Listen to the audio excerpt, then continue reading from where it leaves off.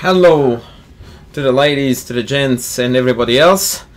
We are going to go into No-Die Classics in a very topsy-turvy way because I have got a brilliant and absolutely epic No-Die Classic episode in my head that I am planning to put together, but it requires a fair bit of prep work and whatnot, and I wanted to upload something in the interim, so I decided to cash in on one of my all-time favorite themes, which is basically check, check, checkmate, sack, sack, checkmate, as Fischer said. So I'm going to bring you an absolutely epic Sicilian attack from a dude called Vladimirov against another dude called the Epishin. I think I'm really describing this in the most instructive university level, basically, is the communication here. So we're talking about two top-end grandmasters who at the top of their careers were both 2600 plus GMs, and as you will see in the game, they allowed all hell to break loose, and as such it's begging for No-Die Classics, especially because it features a motif that I would like you to somehow try to remember, and I always like to adjust main motifs to main games because that way it's easier to remember, and also because that way you can be an absolute memory beast show-off who can always attach a motif to a famous game. I really think that that has educational value other than the show-off value. So, Keres attack, because Keres was another legend, and actually he is going to be featured in my next No-Die Classics episode. I'm not going to give away more though, because like I said, that is going to be one heck of a parade. But here we are just going to go into an ordinary absolute fireworks nut house game. H4 like mad. Do I even have my sounds off? Yes, I do have it on. Okay. Bishop e7, g5. For the record, usually h6 is normally after h4. Speaking is so hard, man. So instead of bishop e7, knight c6 is the more common move, is what I was trying to say in the most broken English one ever attempted. But with the idea that if white plays rook g1, then they can play h5. And then there is a very adventurous pawn sack line here with g5, knight g4, bishop somewhere. Where?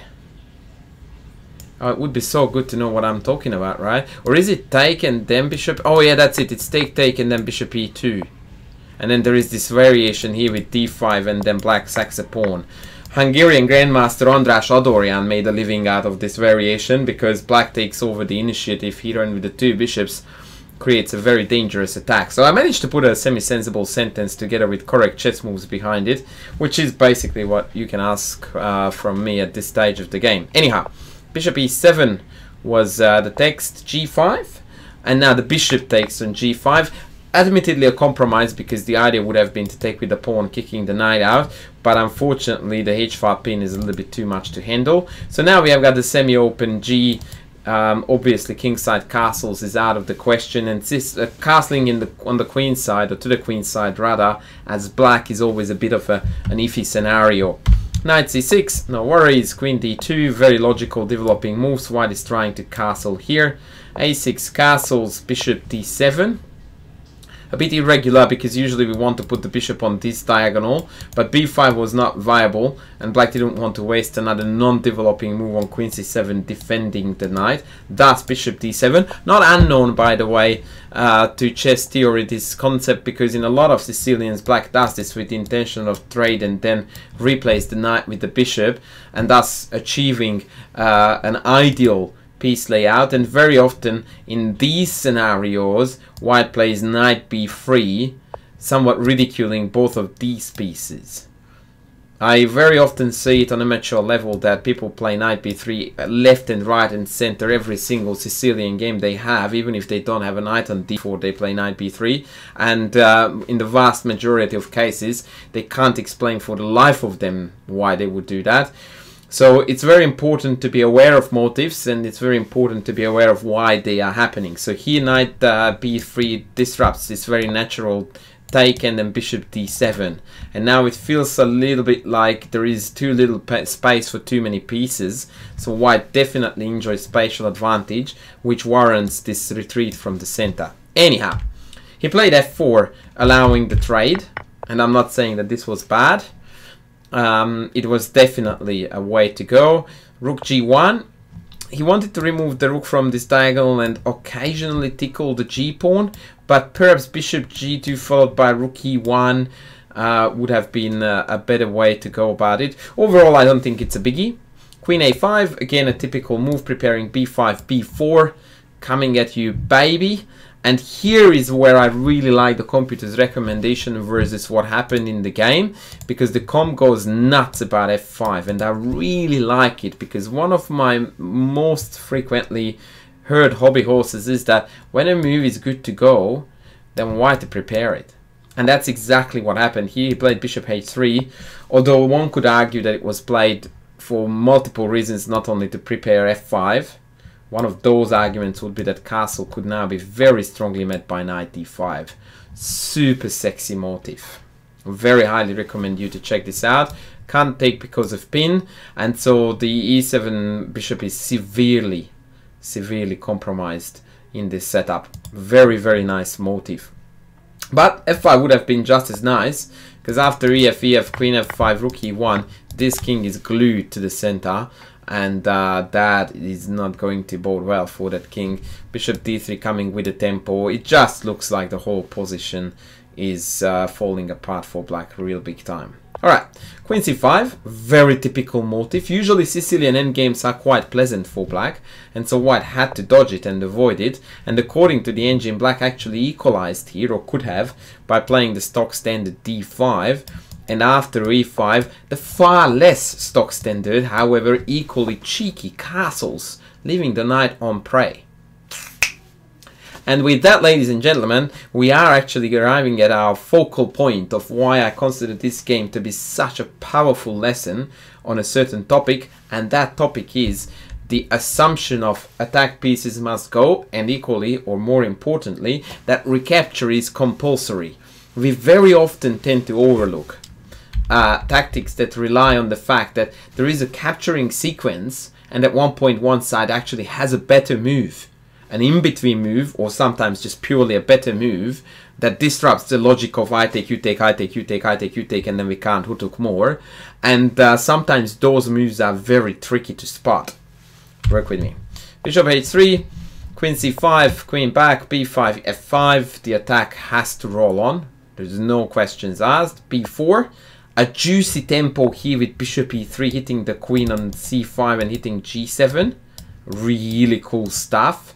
Now we begin to feel that the black position is actually beginning to crumble, because even though c3 is on, there is so much hanging that it looks like we might get away with leaving c3 on. And I think this is what black didn't bank on, that he, white, for a fairly long sequence of 1, 2, and then 3 moves in a row, left c3 hanging. That's very difficult to reckon with and to calculate, because we just tend to assume that this is on, has to go. And then white went, nah, kick your queen out, nah, kicking your bishop back, nah, I'm now stripping your king off of its defenders rather than defending a silly knight. That, for the record, had no good moves to play at all. Note that in stark contrast to f takes e6, fabulous move.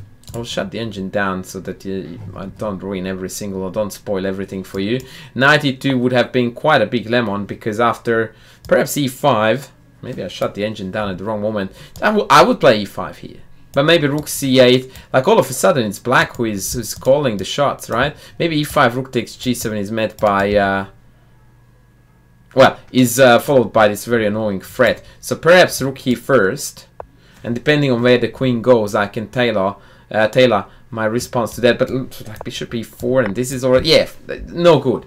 So simply, white already knew at this point that when b4 comes, he was never gonna move that knight. That is Gonski. That's collateral damage, and we're more than happy to get rid of with a lame knight like that for the sake of a fabulous attack. Bang!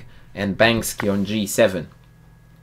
Now we have got a quadra-gazillion threats. The black king is utterly helpless, and the whole entire price we had to pay for it is a piece. Peanuts. Any day of the week you go for stuff like this. You can't calculate it, no one cares. Neither did they. Not at this point, not every single line, not all the way. But White was confident that this attack against that king had to be good enough. d5, a logical way to create a bit of a clog on the diagonal so that f7 is not as vulnerable. White calmly dropped the queen back, hitting b3. Schach. King b1, very important that almost always when there is an opponent pawn in your pawn chain that is in front of your king, we tend not to take it but to hide underneath, because then it's basically blocking the way to attack, and very often things can't be captured with check and so on. Long story short, the king is far more exposed this way than this way. That's basically the bottom line. And now black would love to trade queens, because that means that in the ensuing endgames he should have very, very decent chances of survival. But that's when Dikembe Mutombo arrives and says, no, no, no, no, no, not in my house. And blocks the shots, and not only that, but dunks the greatest slam dunk of his career by playing here Rook G at 1, threatening check is one thing, and another thing is coming soon that I'm yet to reveal, and that is that after queen takes b3, which White of course recaptured, not, because that's the very theme, right? That in this position every single man and their dog would have assumed that White would retake on b3. I mean, what else can you do? Well, I tell you what else you can do. You can play bishop h6. Isn't that obvious? Of course not. That's why this game is such an amazing one. I absolutely love stuff like this. When it goes against logic so hardcore that you just go like, what? And not only did he not take back a queen, but he put another bishop on prey. Like you would go and like what's the dude on? Like he shouldn't be playing chess under the influence. Well, not unless it's the influence of awesomeness. Because let's see what happens here. If I take the bishop, then that's easily the checkmate of the day, hands down. If I do not take the bishop, but for argument's sake I go here, mate. Baby! Not an everyday motif. And the only move to mate, because wherever else I move the rook, f7 hangs. And since black has got 2 extra chess set full of pieces on the board, I can't win enough material to justify the sack. No, no, no, no, no. Not in my house, mate. Loving it.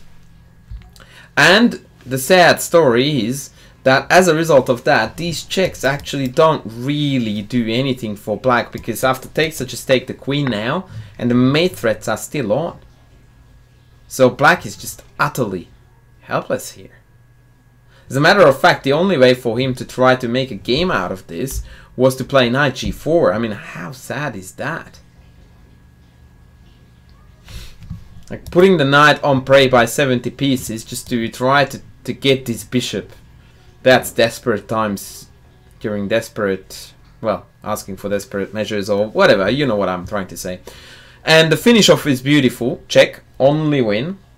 Knight takes, but pick off the rook. Then another check. Note that the queen on b3 has been hanging for eternity, and no one even bats an eyelid over the fact that, yeah, nah, that's for the peasants with low-level chess. Not gonna happen here. And only after king f8 does he retake the queen, when the knight is hanging on h6, and it has nowhere to go. Absolutely nowhere to go. Actually, my records are incorrect here because I played a further move just for the sake of demonstrating a point. But actually, Epishin resigned the game here. And rightly so, because like I said, after rook takes h6, the attack is still raging on against the king, despite of the extremely limited material. And white is already an exchange up. A way to model this is knight f7, bishop e6, when the knight can't move anywhere without allowing the mate. Oops.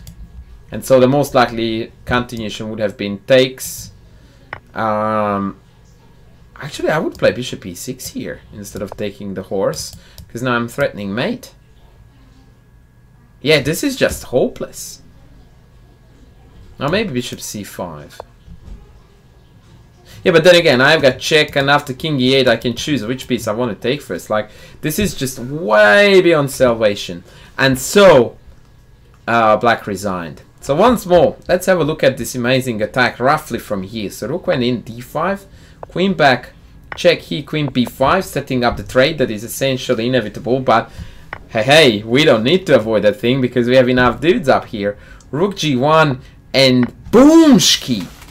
That bishop h6 is just best described as a boomski. Wow. Wow. Queen hanging? Yeah, nah. Well, that is just peanuts. We don't bother about such things. It's just petty change. We go for the big guy there. That's the purpose of the game, right? This last time we checked was to checkmate the king. So retake on a queen, silly business. Absolutely silly business. We don't need that. We don't need that. We just want this. And game over. See you later, alligator. On your bike, as a famous streamer slash YouTuber would say. So that was Epishin, Vladimirov versus Epishin.